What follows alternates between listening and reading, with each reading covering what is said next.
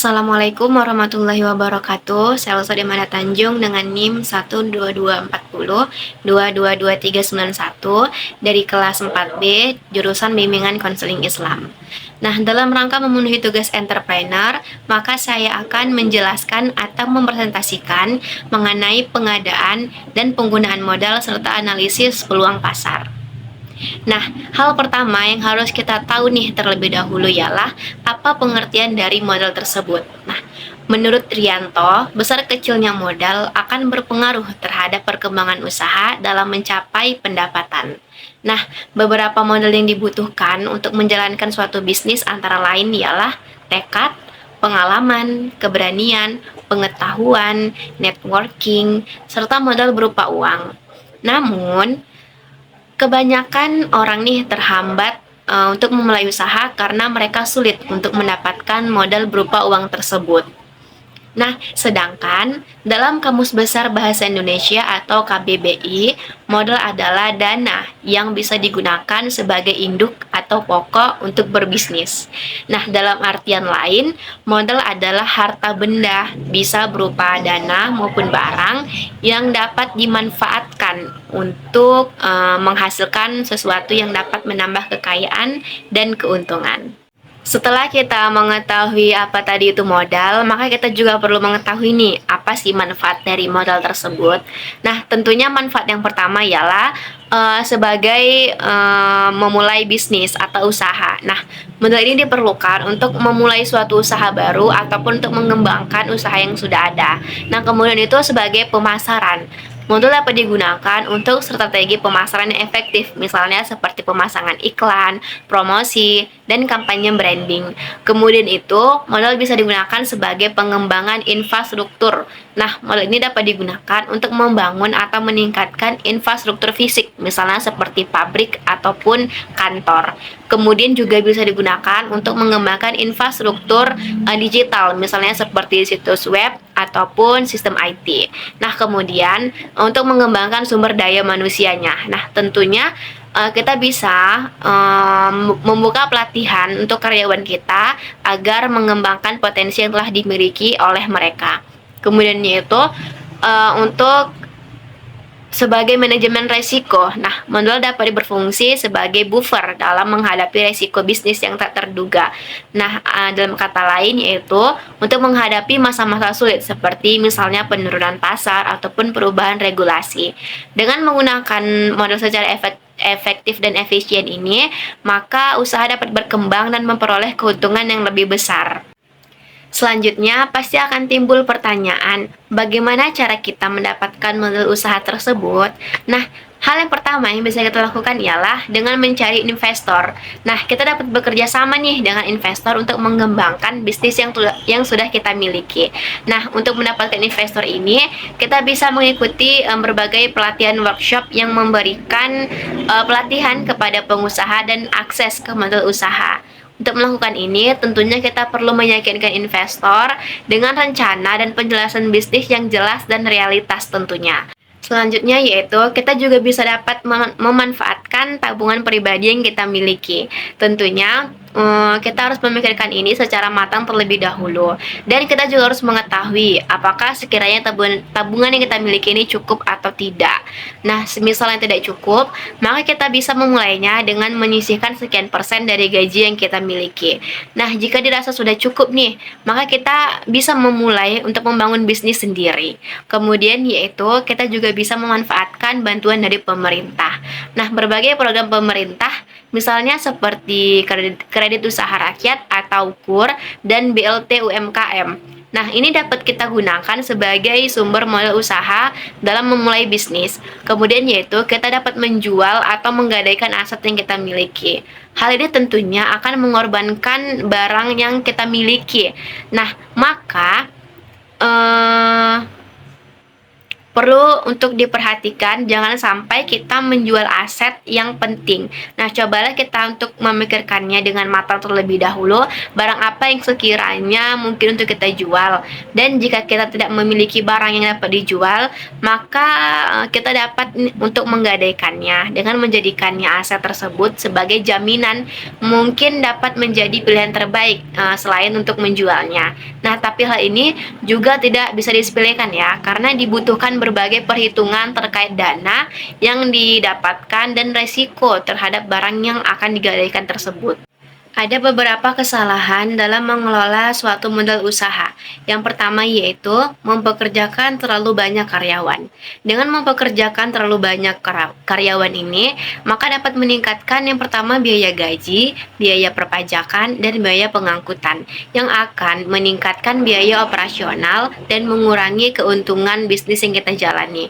Kemudian yang kedua yaitu menggunakan uang perusahaan untuk kebutuhan pribadi.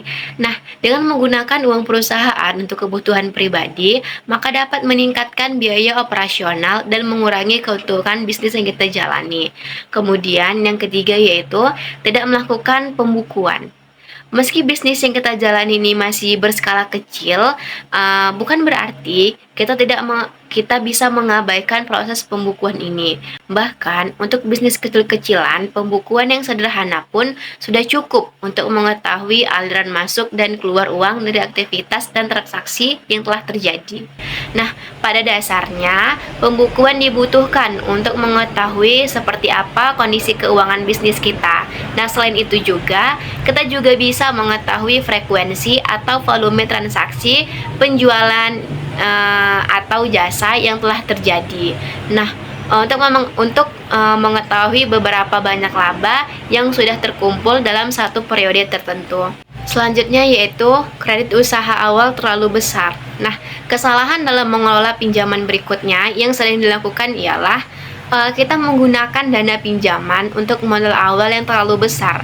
Contohnya saja misalnya seperti kita langsung menggunakan dana besar untuk membangun restoran yang besar.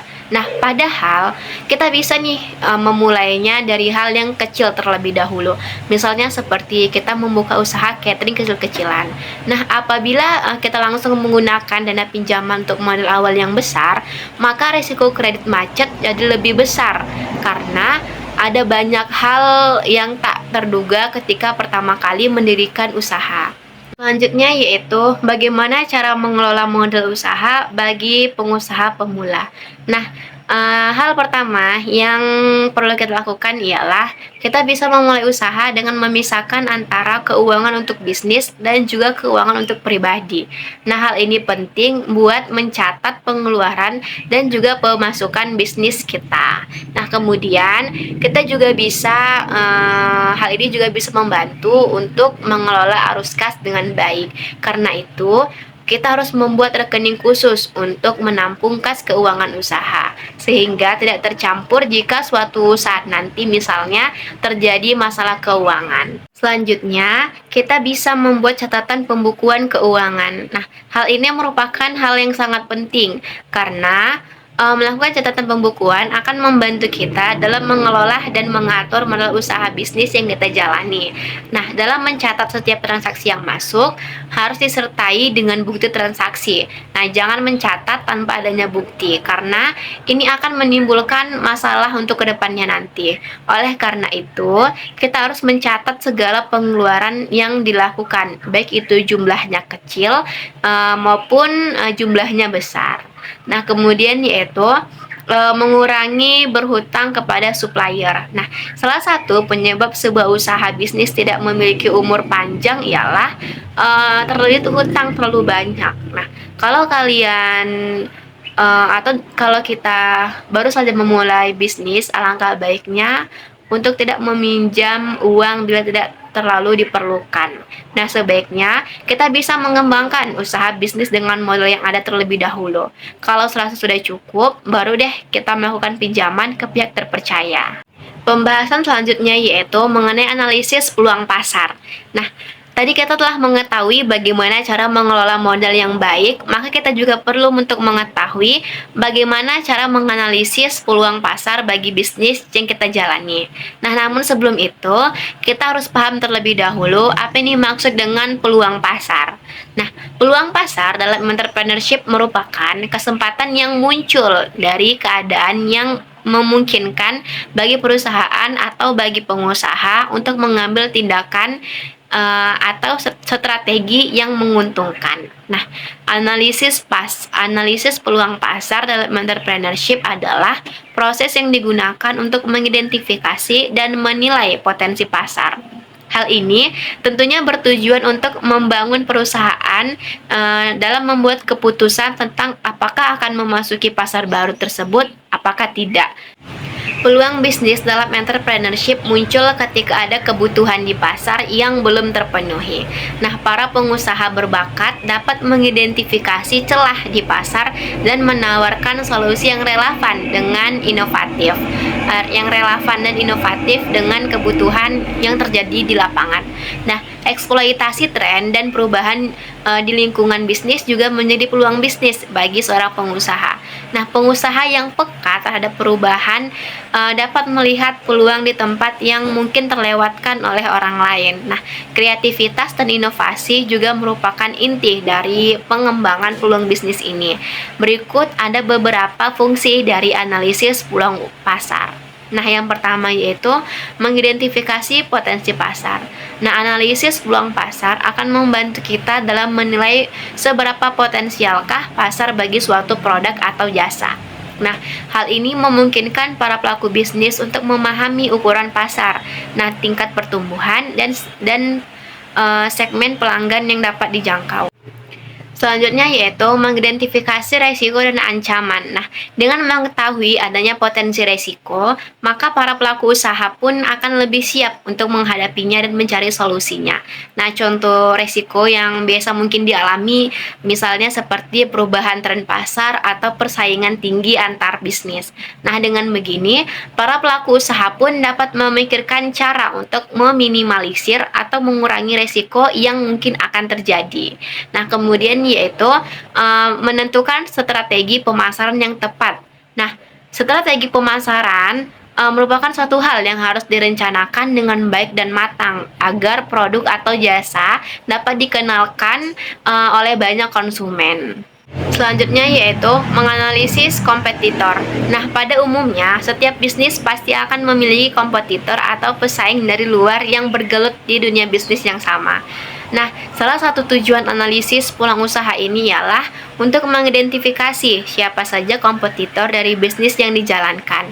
Alhasil, pelaku usaha pun dapat mencari dan menentukan unique selling point atau nilai jual yang berbeda dan lebih unggul dibandingkan dengan pesaing bisnis lainnya. Selanjutnya ialah bagaimana cara kita dalam menganalisis peluang pasar. Nah, yang pertama tentunya kita harus pahami isu di sekitar kita. Nah, potensi bisnis ini sering kali timbul dari masalah yang dihadapi oleh masyarakat di sekitar kita.